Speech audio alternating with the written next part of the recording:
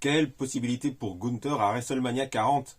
Et Gunther restera-t-il champion à WrestleMania 40 ou perdra-t-il avant? Ça, on n'en sait rien. Salut à tous les amis, j'espère que vous allez tous très bien. Moi ça va très bien et très content de vous retrouver. Et comme vous l'avez deviné, on va parler des possibilités pour Gunther à WrestleMania 40. Mais juste avant de démarrer, n'hésite pas à t'abonner et cliquer sur la petite cloche pour être informé de la sortie des prochaines vidéos. Car ça aide beaucoup à continuer à faire grandir la chaîne et ça aide beaucoup pour le référencement, c'est très important. Et aussi n'hésitez pas à me suivre sur mes réseaux sociaux, Facebook, Instagram, YouTube et X alias Twitter. Et sans plus attendre, c'est parti, on peut démarrer. Et comme je disais dans l'introduction il y a quelques instants, il y a plusieurs possibilités pour Gunther à WrestleMania 40, que ce soit en tant que toujours champion intercontinental ou pas. Et on reparle vite fait du règne de champion intercontinental de Gunther. Comme vous savez, Gunther est toujours champion intercontinental depuis bientôt 2 ans. Et il a redonné du prestige à ce titre intercontinental qui reste un des titres légendaires à la WWE.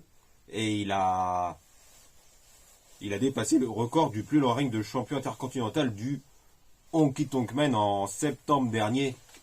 Et ce qui a redonné encore plus de prestige. Et pour ce qui est des plans possibles pour Gunther, il y a 3 possibilités, notamment une que tout le monde attend depuis un long moment. Et ça, on va en parler aujourd'hui dans cette vidéo.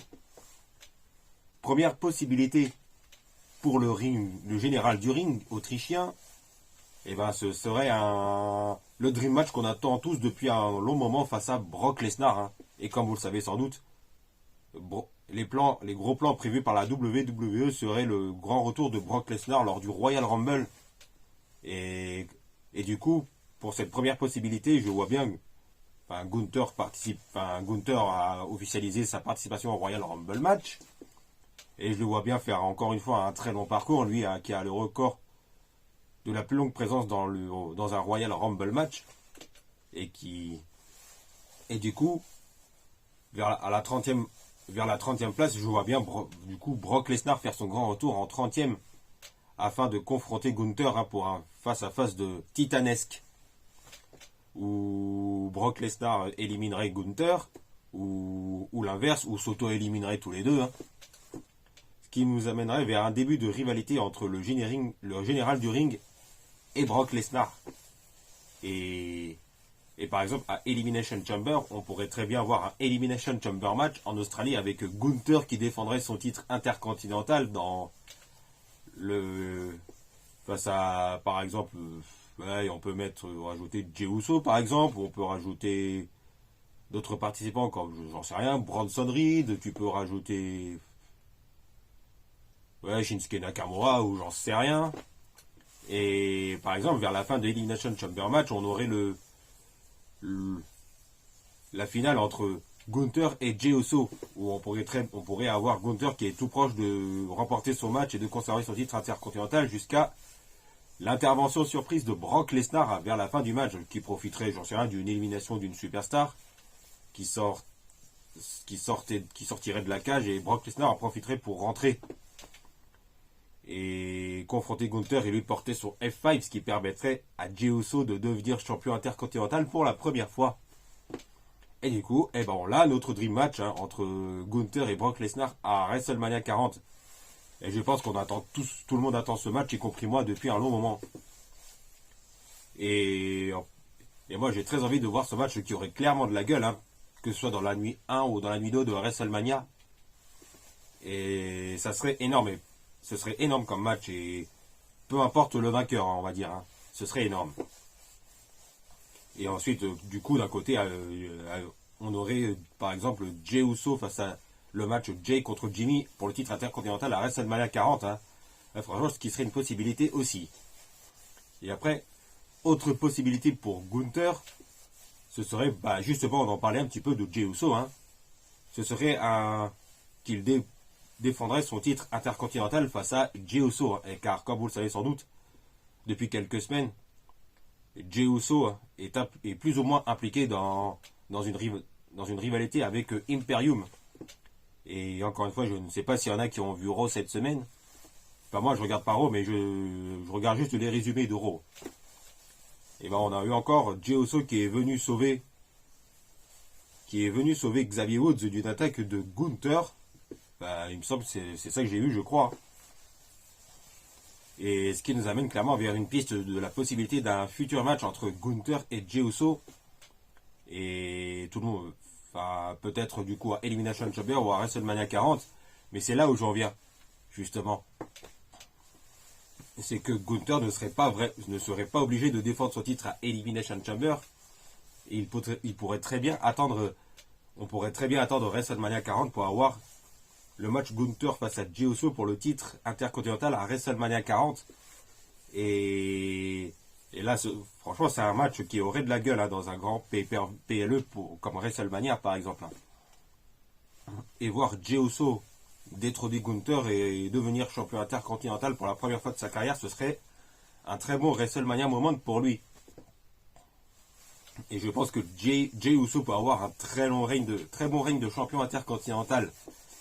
Lui qui, depuis son arrivée à Raw, est de plus en plus populaire auprès des fans de la WWE et qui a la confiance des officiels, etc., etc. Sa musique d'entrée est vraiment excellente. Voilà. Pour la possibilité d'un Gunther Jey Uso pour le titre intercontinental à WrestleMania 40. Et après, autre possibilité, c'est... Ben, il pourrait y avoir une surprise hein, qui pourrait venir de NXT. Hein, et du coup, par exemple, Gunther resterait champion intercontinental jusqu'à WrestleMania 40, où il n'y a pas d'adversaire pour affronter Gunther jusqu'au show même. Hein. Et rappelez. Et on a eu ce scénario hein, avec Seth Rollins hein, qui n'avait pas d'adversaire, hein, qui n'avait pas de match jusqu'à ce que Cody Rhodes fasse son retour à WrestleMania 38 et qui avait remporté son match face à Seth Rollins. Et ben on pourrait très bien avoir la même chose pour Gunther qui se retrouverait sans adversaire pour WrestleMania 40 ben, jusqu'à ce que WrestleMania 40 arrive, peu importe la nuit, que ce soit dans la nuit 1 ou dans la nuit 2. Gunther n'a toujours pas d'adversaire jusqu'à ce qu'une superstar de NXT fasse son apparition. Et justement, ça pourrait être par exemple Bron Breakker, hein, car comme vous le savez sans doute, Bron Breakker fait partie des meilleurs superstars de NXT. Et Bron Breakker est prêt pour le roster principal depuis un long moment, je pense. Hein. Et du coup, pour Bron Breakker, ce serait le moment idéal pour lui de faire son arrivée dans le roster principal. Et du coup, pourquoi pas à WrestleMania 40 afin d'affronter Gunther pour le titre intercontinental. Et voir Bron Breakker remporter le titre intercontinental à WrestleMania 40, ce serait aussi un très bon WrestleMania moment pour Bron Breakker. Et pour moi, Bron Breakker a tout d'un futur champion intercontinental afin d'être et même tout d'un futur champion du monde, hein, si je puis dire. Car et en parlant de NXT, hein, comme pour Bron Breakker, j'aurais pu rajouter Ilja Dragunov, hein, l'actuel champion NXT. Hein. Mais je pense que Ilja Dragunov, tout dépend s'il restera champion NXT lors de NXT Stand and Deliver ou pas. Ça, on verra pour Ilja Dragunov. Ben voilà, c'est tout pour aujourd'hui hein, concernant les possibilités pour Gunther à WrestleMania 40. Et je peux vous parler vite fait de la victoire du Maroc face à la Tanzanie hein, lors de l'entrée en lice lors de la CAN 2024. Et le Maroc a parfaitement assuré son statut de favori en tant que pour remporter la victoire finale à la CAN, car le Maroc a été finaliste de la Coupe du Monde 2022 il y a à peu près un an. Hein. Et en tant que finaliste de la Coupe du Monde 2022, l'équipe du Maroc fait partie des grands favoris pour gagner la CAN 2024, avec la Côte d'Ivoire, le Sénégal, l'Algérie et le Nigeria qui font aussi partie des grands favoris. Et face à la Tanzanie, hein, les Lions de l'Atlas ont assuré les 3 points sans aucun problème. Et avec les buts de Romain Saïs en première période et les buts en seconde période de Asdin Ounahi et le 3e but qui a été marqué par Youssef Enesiri. Et c'était la victoire sans problème pour le Maroc, c'est parfait. Hein. le Maroc qui assure son statut de favori à la victoire finale. Et Youssef En-Nesyri, il me semble qu'avec le Maroc, il n'avait pas marqué depuis un petit moment, je crois, d'après ce que j'ai vu. Et ça fait plaisir de voir En-Nesyri remarquer avec le Maroc hier soir, car ça reste vraiment le numéro 9 indispensable dans cette équipe des Lions de l'Atlas. Et franchement, pour Youssef En-Nesyri, je ne sais même pas pourquoi il est encore à Séville, hein, car depuis le temps, En-Nesyri aurait dû signer dans un grand club européen afin de progresser encore plus. Et je l'aurais peut-être bien vu à Chelsea au poste de numéro 9, hein, où il aurait apporté toute son expérience niveau européen. Enfin, Chelsea n'est pas qualifié pour aucune Coupe d'Europe. Hein, bon. Enfin, Youssef En-Nesyri, je l'aurais bien vu dans un grand club, genre à Chelsea par exemple, Chelsea ou Arsenal par exemple. Ou même Tottenham pour remplacer un Kane. Et pour la seconde journée de la Coupe d'Afrique des Nations, les matchs vont être dantesques, hein, car rappelons que cet après-midi, enfin ce soir, on a le match entre la Côte d'Ivoire et le Nigeria. Et il me semble que ce soir, c'est Égypte-Ghana. Et demain, Cameroun-Guinée, Sénégal-Cameroun, qui aura lieu demain soir à 18h. Et on aura aussi ce week-end Algérie, Burkina Faso, Tunisie, Mali et Maroc, RDC. Et là, cette deuxième journée de la CAN va être dantesque. Et ça, on peut le dire. Ben voilà, je crois que c'est tout pour aujourd'hui. Hein, et encore une fois, n'hésitez pas à vous abonner si c'est en cliquant sur la petite cloche pour être informé de la sortie des prochaines vidéos. Car c'est très important, ça continue à faire grandir la chaîne et ça aide beaucoup pour le référencement. Et n'hésitez pas à me suivre sur mes réseaux sociaux, Facebook, Instagram, YouTube, X alias Twitter. Et n'oubliez pas, on se retrouve très vite pour parler de football et de catch.